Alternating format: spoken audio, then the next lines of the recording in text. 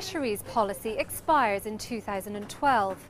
But aside from that, it is widely acknowledged by European legislators that it needs to be reformed.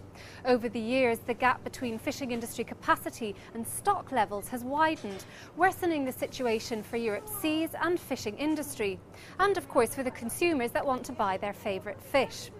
The EPP group wants a transparent and open debate on the topic. So this week it invited experts, fishing industry and national representatives to a hearing in Parliament on the topic. Organised by Spanish MEP Carmen Fraga Esteves, who is chairwoman of Parliament's Fisheries Committee, the hearing brought together scientists, marine biologists and economists with local and national representatives and the Fisheries Commissioner.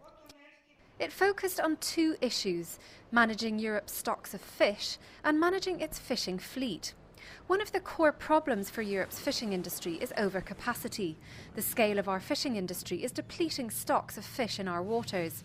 So what can we do to ensure the sustainability both of the number and variety of our fish from an environmental point of view and of the industry and jobs for fishermen from an economic and social point of view?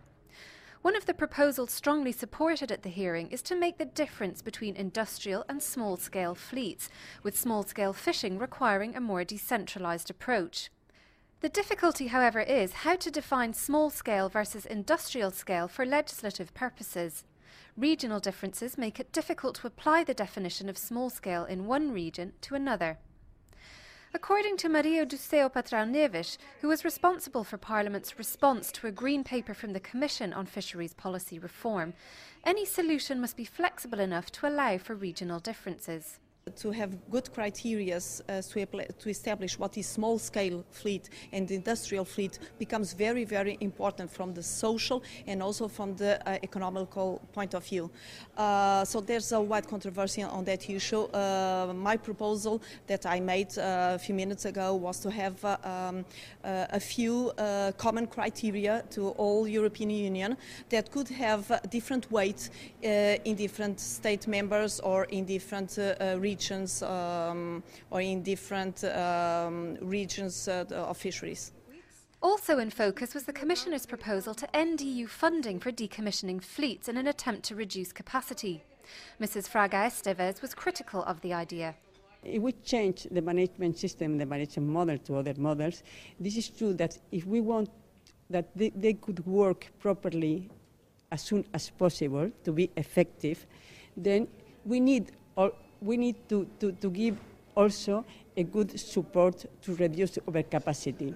I mean, I won't say that subsidies should be going on, but at least to establish 5 years, 6 years, where this is something that we can discuss. She also highlighted that quotas alone won't work and suggested that managing fishing effort by implementing a system of individual rights, or licences to fish in effect, would reduce discarding of already caught fish and improve the efficiency of fisheries policies. Ramon Franquesa is Professor of Economics at the Office of the Sea at Barcelona University. He agreed that implementing a system of market rights by granting licences would help to de-stimulate growth in fishing, and suggested that making the industry pay for the licences could also contribute to the costs of controls.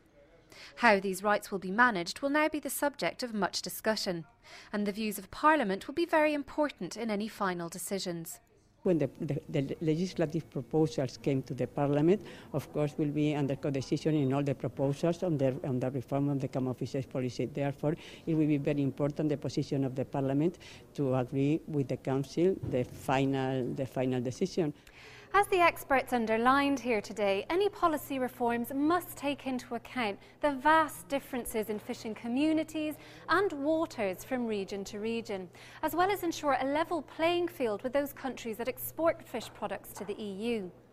Is there a solution that's applicable to all member states?